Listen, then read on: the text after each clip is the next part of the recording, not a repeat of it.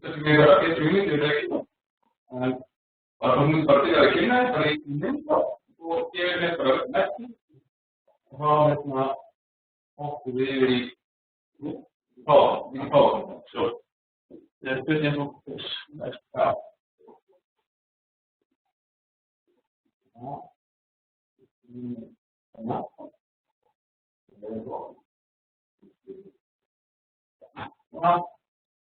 No, de permitir para que todavía no, hacia arriba. Ya.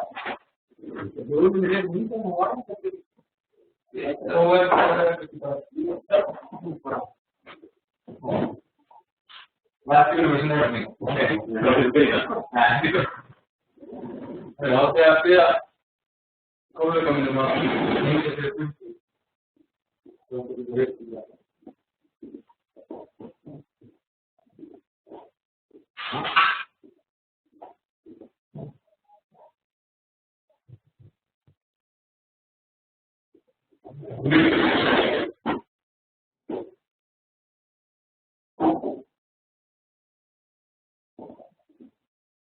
Hi, yes, please.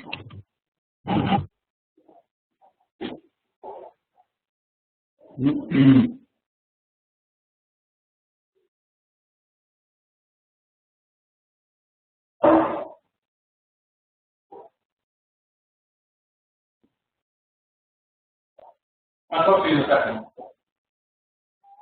All right. Okay. Well, bye. Ma il che no? Mi preoccupa. Però tra le oh. Uno para come che? Mamma.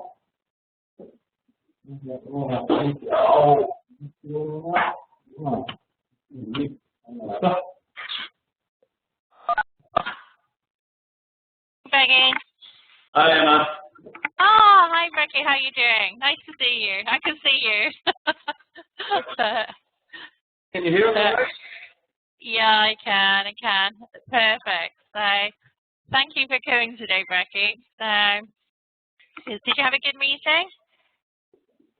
Yeah, we did. Yeah. Good. It's everybody should be on time. We've all had a warning. So, hopefully, that all the sites will dial in. I don't know. Oh, hello. Hello. That's scary, Peggy. I'm a scary guy. Is the focus all right? Yeah, that's really good. I can see all of the conference table. I can see Becky. And somebody's coming into the room now. Okay. Yes. Yeah. I can't see who, but the main thing is I can see Becky. So yeah. So that's Do you want to load the presentation up and then just make sure that that's working fine? Ooh. Hey, cool. okay. That's brilliant. Yeah, that's great.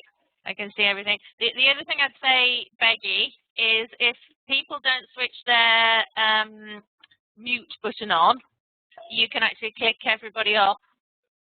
So if they don't behave themselves, you can mute them. Okay. I'm going to mute you, so it's fine. Okay. The only thing I'd say as well is we may have some guys dialing in that don't have a microphone. So if you can just look at, this would be more for Becky. Just look at the bottom of the screen in case any questions come through, and then Becky may ask on their behalf. Okay, Becky. So you're talking about the chat window, yes? Yeah, that's it. It's not many people do. Normally the messages that come through is I can't log in and things like that properly. Or you know, I mean, it's stupid stuff. So we have some Q&A at the end. Yes, definitely. Okay. Becky, if you could just, I'll do a brief introduction just to say who you are and just a quick line about the Institute. And then, Becky, if you could just then, when you start your presentation, just advise them when you're happy to take questions. Generally, we do it at the end. But if you've got like maybe natural breaks in your presentation, you know, you may want to open it up to the floor. So, and Beggy, will you remember to press record? I forgot to tell. Oh, it's recording now, so that's good. So that'd be great. And then, yeah, we'll have it online for. I know there's a couple of people off sick this week or today. So like Simon, the CEO from Malta's off sick, so he may dial in. But if not, it's always good to have it for a later date so they can watch it again. Okay. And is it okay, obviously, because we'll be recording, that it'll also record your presentation? So, I mean, they can't do anything with it. They'll just watch the whole recording as though we're online. So that's okay. That's great. Cool. Well, it's really good. It's all working. I like it when technology works. I had a bit of a panic this morning, so but Peggy sorted it out. That's the main thing. It'll be good. And they apologize for nothing. You say again? You apologise, or I worry for nothing? No, I'm saying British people, they panic and they apologize. In like every 5 minutes they apologize or something. Well, yeah, we do. All right. That's cool. Okay, well, yeah, we've just got to wait for people to log in now. So, as I said, I have spoke to a few and told them to be on time. But if I can see from the participants that you know, we may wait a couple of minutes, but sometimes WebEx can take a few minutes to load up, so we may start a couple of minutes past 3, depending. But can you hear me fine from here? I can hear you fine, yes. I think it's only as long as you talk towards the wall where you're facing now, we're fine. I think if we have questions from the other side of the room, then you may have to face forward to repeat them. So, yeah. How many people did we invite to this meeting? There's, I think it was 50. It was around 50 that I invited. But what I often do is I'll only send it to a couple of people at one of the sites, but then they will get maybe 7. Like in Malta, you'll probably only see me and Steve on from Malta, but I know that there's a few people with Steve, Atlin, Ramon, people like that. There'll be quite a few from one territory. So it's yeah, it just tends to be easier. They can all sit together and discuss things. Yeah. So yeah, it's sometimes you look and you think, oh, there's only 10 on, but there's not. There could be 30 or 40 on. So it's yeah, that's working fine, Beggy. Okay. And Brecky, will you do a little bit? As I said, I'm only going to mention like one line about the institute. So could you just explain a little bit about the institute as well, maybe before you go into the presentation, if that's okay? Sure. Cool. That's all right. And yeah. So, by the way, what's the weather like in Iceland? Good. Cold. I think it's minus 30 degrees at the moment. No. Oh my gosh, that's cold. And there's me moaning because it's about 11 degrees here. Minus 13. No, I know what you said. That's the thing. Minus you. It's plus to me, but it still feels cold. Yeah. But Icelandic summer weather. No. Yeah, quite. No. No, we've got blue skies and a bit of sunshine, but it's colder in the buildings than it is outside this time of year. So it's yeah. I moved away from Britain to get away from the horrible weather. Oh dear. Just that right? Yeah, no problem.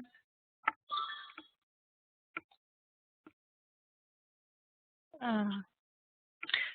Maggie, I've been playing about with Creditinfo.com.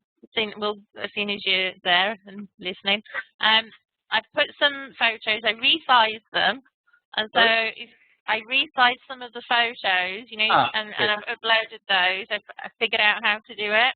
You may not like them. So some were just I can't do Romania's because they're all the wrong way around, and Malta's isn't great. We need to try and ask the man to move his van. But and I've checked through the text. I've amended some typos and things like that.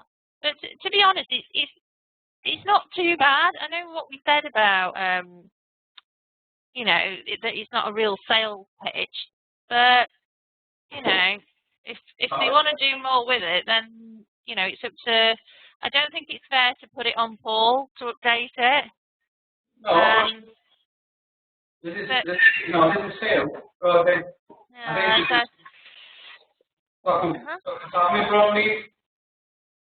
Yeah, I mean, it does. Maybe that's what we say to them. Have a look through, and if you want to amend stuff and make it more salesy, then send it us. But honestly, I don't think it looks that bad. Okay.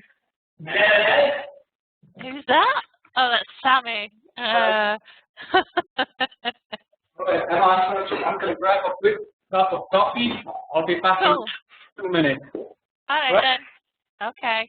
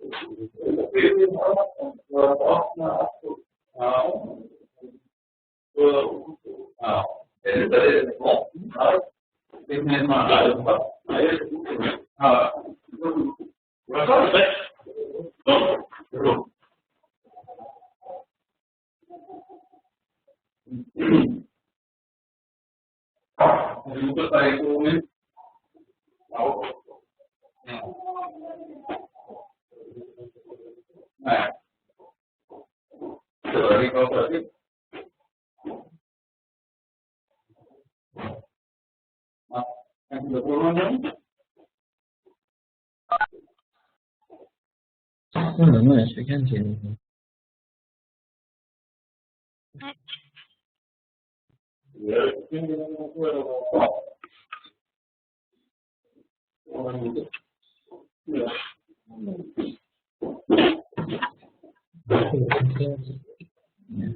？Are you there? Yes, I'm here. Say again? I was just checking. Oh, right. Okay. That's okay. Definitely here. Give me 2 seconds. I just want to check Malta. Hang on a sec.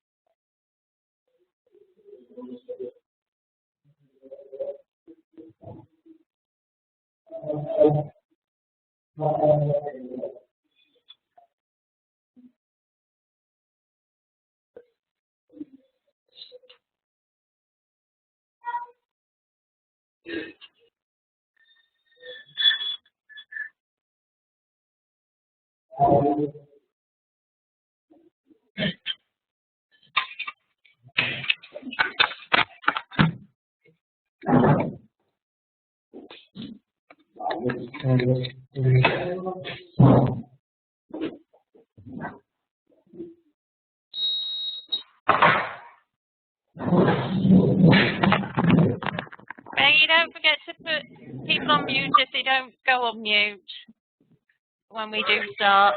I said don't forget to mute people if they don't mute themselves later.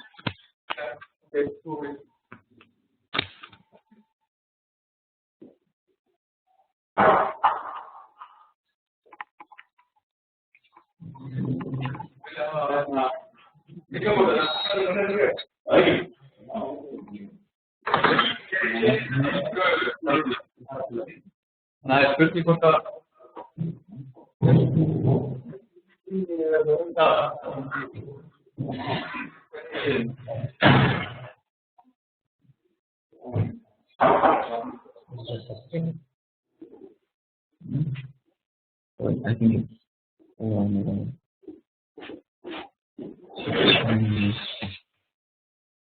the Empire has all the causes. I'll slow down now.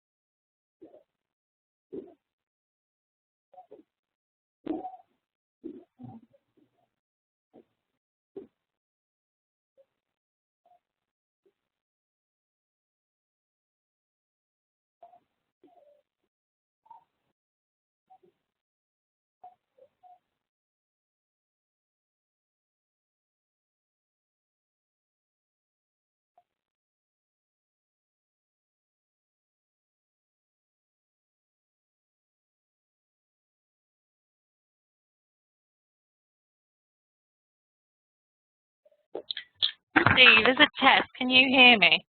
I'm just trying to see if when people ask questions, whether they can actually hear okay. Yeah. Yeah. Oh, You hear you perfectly. thank you.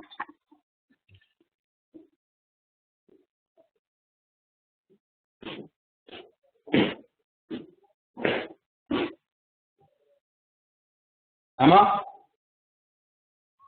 I'm still here. I'm going to go around and get people to come in. Okay. So we'll be back in 2 or 3 minutes. Okay.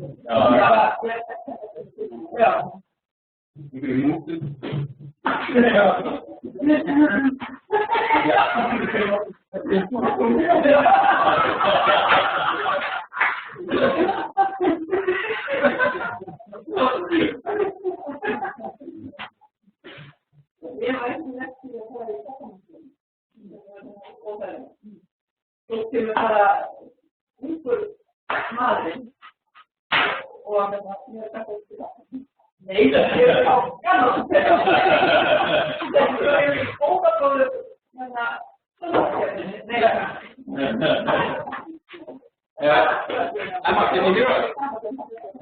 Yes, I can hear you. You seem to be having a good time. Yeah. It's minus 12 degrees. It's quite nice. That's good. So, are we waiting for some others in the boardroom, or? I think yes, but I think it's start anyway. Is that okay? Say again?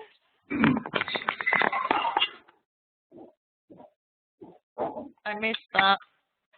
I think we should start now. Yeah, that's cool. Okay. Well, hello everybody. For those of you that have not met Brecky, who's actually sat on the right-hand side of the video, he's trying to give us a wave, Brecky, so we know who you are. There we go. Right. Brecky's kindly agreed to come and give us a presentation today. He's the founder and CEO of the Institute of Financial Literacy, based in Iceland. And the Institute's aim, I think, is really to equip the general public with the right tools and education to better manage their finances, to ensure financial stability in their lives and in that of the families. So that's a very brief overview. Brecky will go into a little bit more detail, hopefully, and then deliver his presentation. So basically, over to you, Brecky. Well, thank you so much for inviting me here. It's really a pleasure to sit here on the top floor, looking over the great view here in Iceland. Although it's freezing cold outside, I mean, deep freezing cold. The Institute for Financial Literacy was founded in 2005, and our main goal is to improve the financial literacy of Icelanders. And we maintain that we have three pillars in doing so. First is research. We do a lot of research both in Iceland and abroad. We work with international research institutions, with the OECD, we work with the World Bank, with the European Union, and so on and so forth. The second pillar is being a center of excellence, where we gather all the information and knowledge there is on the subject of financial literacy and disseminate here in Iceland. The third pillar is education. We do a lot of do some educational programs in both in primary and secondary schools and high schools here in Iceland, but also vocational training of the general public in coordination with Reykjavik University and also cooperation with companies around Iceland. That's sort of a very brief and basic overview of the Institute for Financial Literacy. Can I put on the slide, please?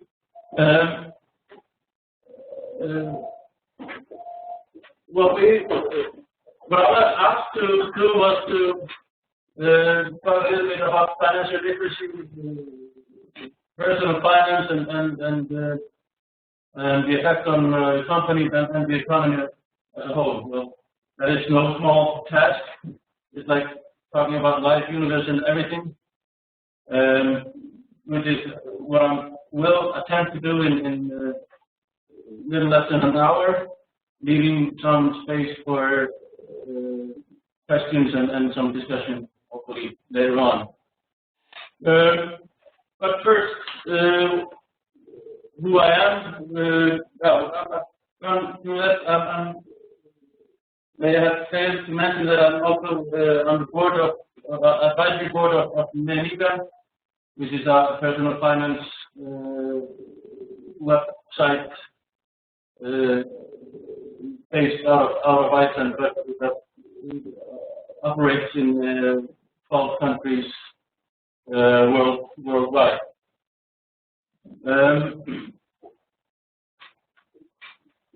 Financial literacy is a very a young subject, really. It's not been widespread for long. It sort of started out in as a concept in 2000, a little bit before maybe 1998, and the first sort of countries to take on financial literacy as a concept and trying to focus on the education of people were New Zealand and Australia, following their crash in 1993 or 1995. They decided to focus on financial literacy and educating the nation. And they have been in the forefront ever since. There is no sort of really a unifying concept of financial literacy. People are still debating all over the world about whether to call it financial literacy, personal finance. Sometimes people talk about both, and sometimes it's different. What I like the term financial literacy because it relates to other literacy that we need to survive in this world, such as tax lists and literacy in general, and especially being from Iceland, where literacy has a long-lasting history. But I usually use the OECD version, which is the process by which the consumers or investors improve their understanding of financial products and concepts with information, instruction, and/or technical advice, develop the skills and confidence to become more aware of financial risks and opportunities, make informed choices, to know where to go for help, and to take other effective actions to improve their financial well-being. Try saying this without breathing in one breath. Impossible. What it really means is the ability to use knowledge and skills to manage financial resources effectively over a lifetime for financial well-being. And basically, financial literacy is a set of attitude, knowledge, and behavior. And I will later on in my well, I have some evidence in my research that knowledge does not really affect behavior, but attitude has some relation to behavior. So if we want to improve our financial behavior, we should try to focus on attitude, changing attitude rather than changing knowledge. It proves more effective. And I think we can look at things like the smoking or the anti-smoking campaigns that we see. I mean, you rarely see advertisements on on how the tar in cigarettes affect certain cells in the lung that will then go out in the bloodstream, then over time it accumulates in blah blah blah. The sort of the message is really short and clear. It just says smoking kills or smoking does this and that. And that really affects our attitude rather than our knowledge of how smoking does the things that it does. Well, what I want to ask you to do is ask yourself, do you think you're financially literate? And you don't have to answer it. And then also, how did you become financially literate if you think you are? Just think about it whilst I roll through the slides. I have done some research in Iceland. I did my first research in Iceland in 2008, in December, just after the crisis, and I repeated that research in 2011. Actually, I will repeat it also again in 2014 next year. So we'll see how it fares. But my last research found out that the financial literacy of Icelanders is really poor, and only very few respondents could answer a very basic question about compound interest right, as you can see there.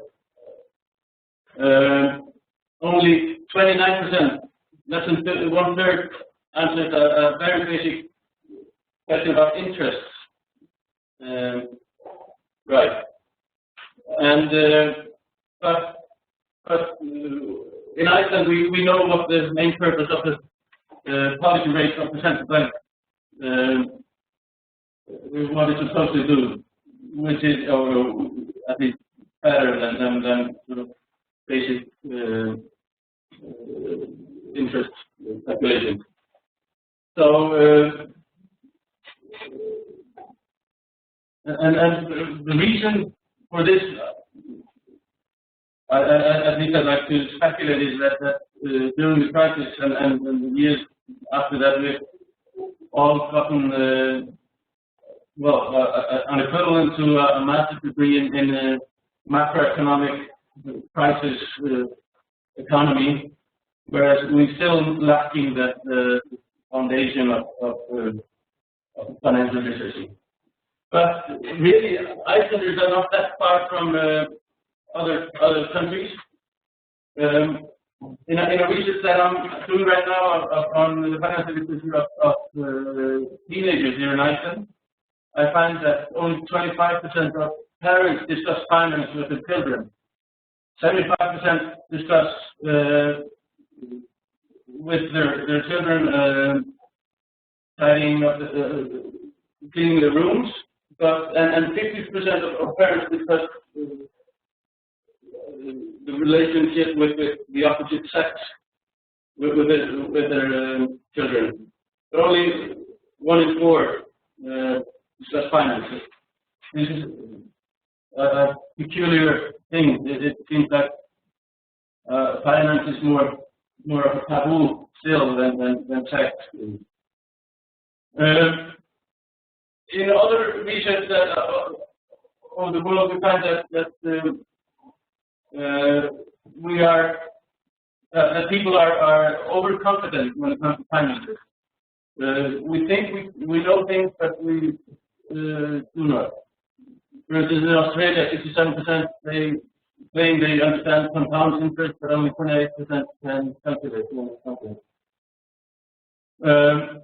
And it also is interesting to note that we find it really stressful to think about our finances. For instance,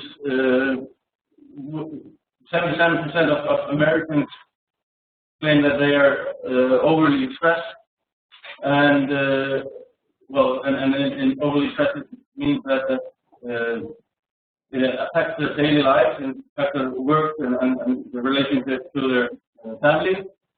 And the main causes of stress is money.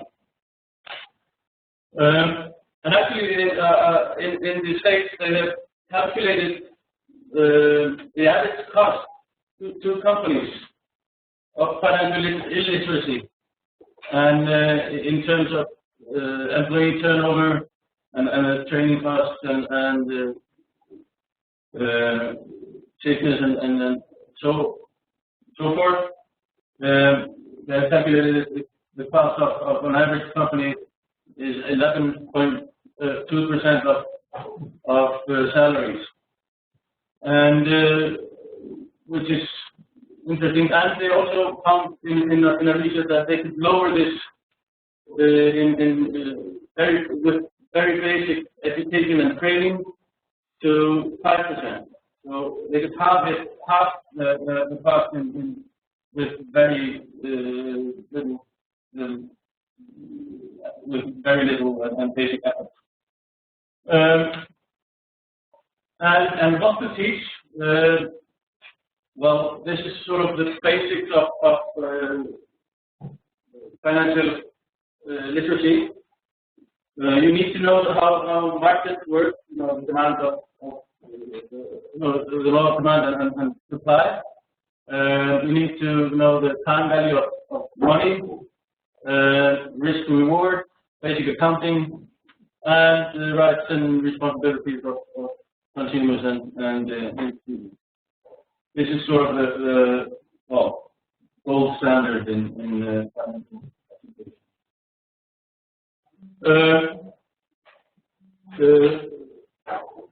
There are many things that we need to be aware of. We need to be very wary of rules of thumb, because they only work in very specific situations and do not work for most people most of the time. There is a growing tendency in the U.S. at least of people falling prey to financial scams, and actually 20% of people 6 years and older in the U.S. have admit at least that they have been the victims of some kind of financial scam. 1 in 5. And complaints are up 60% from 2006 to 2009. There is also a very strong link between financial literacy and market participation, and also the consumption of financial instruments or participation in financial instruments. So the more financial literate you are, the more people participate and invest and so on. We also see a strong link between financial literacy and wealth, personal wealth, which is not really strange that financially literate people seem to be better off than the rest of us.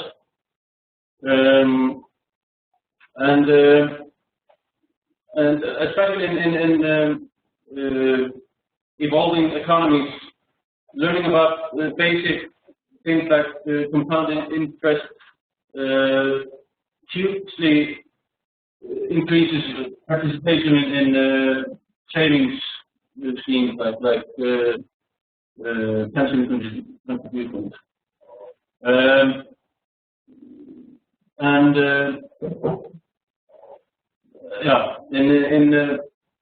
In a recent study with Uzaki and their companions found that more than half of the wealth inequality in the U.S. can be explained by financial literacy.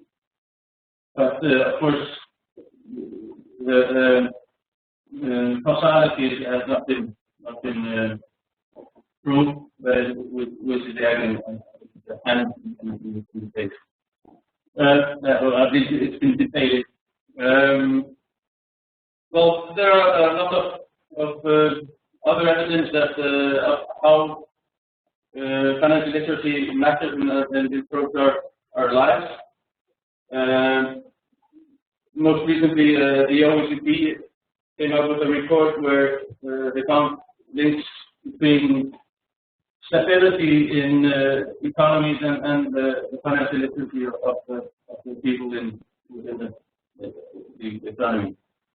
And also that the higher the financial literacy, the more likely people were to well, how do you say this? They were more likely to abstain from voting into power politicians that promised them things that were unreal.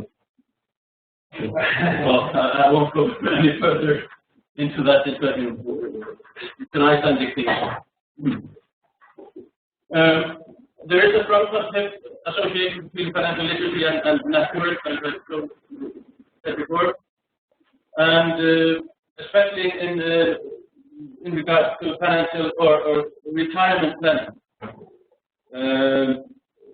The more financial literate you are, the more likely you are to think longer into the future.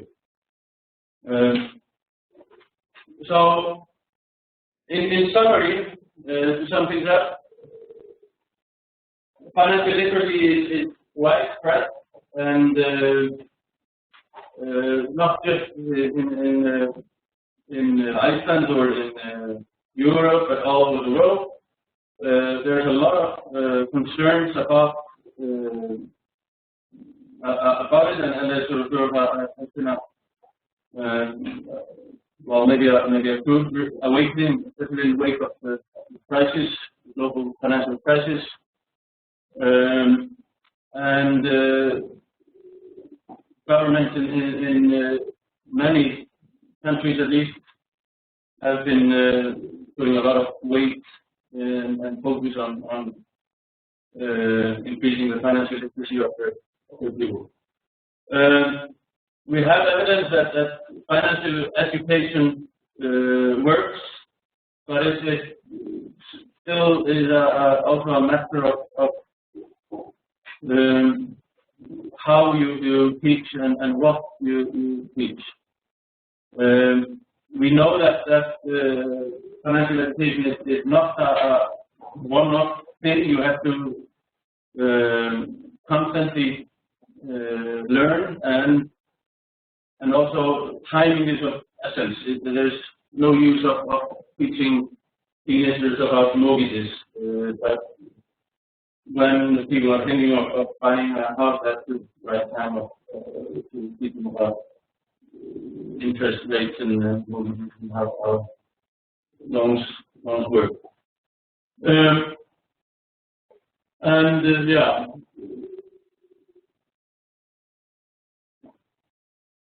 Something else I'm not say here, but yeah. But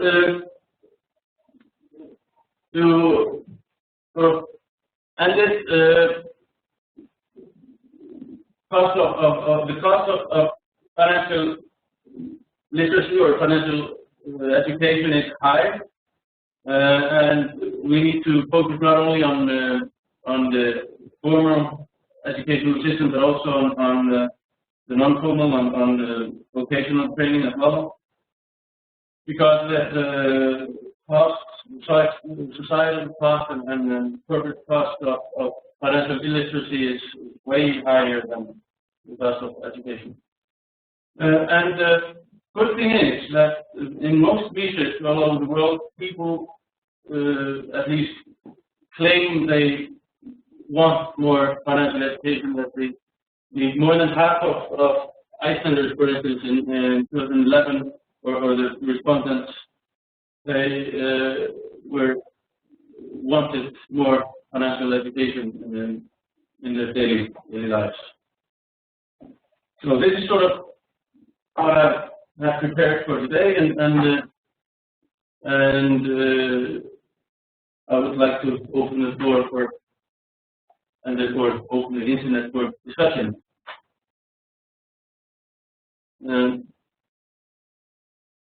Are there any thoughts? Hi, Ricky. I was just wondering, for the number of years that the Institute has been running, have you actually seen an improvement in financial literacy within either individuals or businesses? Do you think it's improving worldwide or even in Iceland? International research and the research I've been doing here in Iceland shows that, or indicates that actually financial literacy is on the slide. So we're actually getting less literate over time, and we've been really wondering why, and also very worried about this trend. And although there's no sort of one answer to it, it also is related to the amount of information out there. It is ever growing, and it seems like that when we're faced with too much information, we oftentimes, I'm talking about we the humans, oftentimes tend to sort of disregard the information that we have rather than to dig into. We have a saying in Icelandic that sort of sums it up. I'd rather take the worst option than the second best. If you're faced with too many options, you often sort of unknowingly take the the least option. Thank you. And just another question. What do you How do you think the best way would be to educate people? I mean, there's lots of different techniques, but how is the Institute reaching out to the population? What is the best way to educate them? Well, get them while they're young is my motto. Okay. We just released a new educational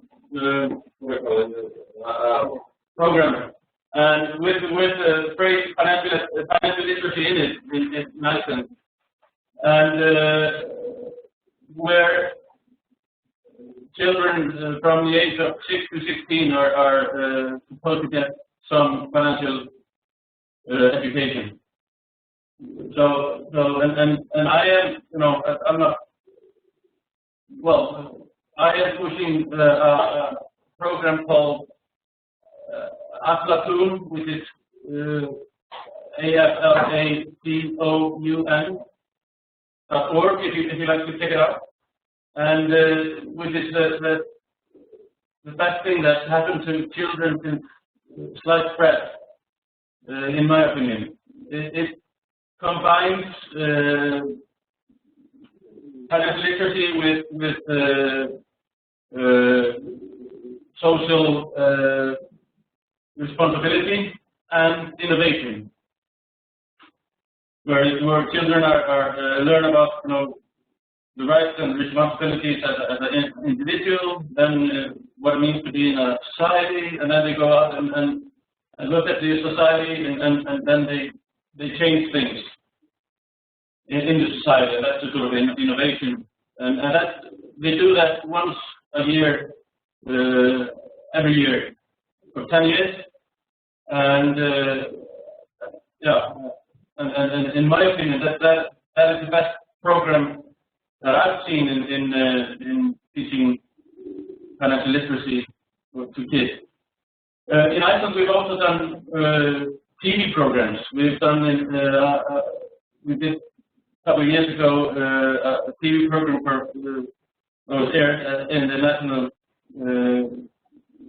television here in Iceland.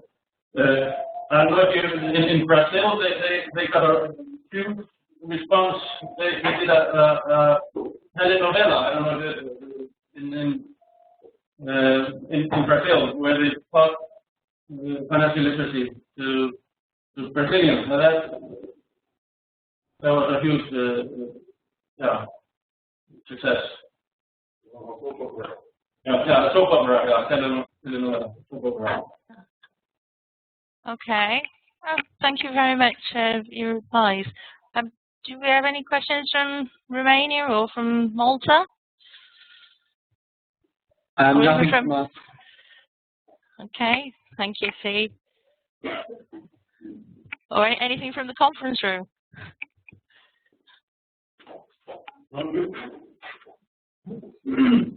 Yeah, okay. Well, thank you very much today, Becky. Really appreciate that. And just that, you know, we have had a few people that are off sick, so there's not been as many territories on today. But we have been recording the session, as I mentioned. So I know quite a few are going to be dialing in to watch it at a later date. But really appreciate your time today. Thank you so much. Thank you. Okay then, guys. Well, thanks very much. Same time next week. Thanks.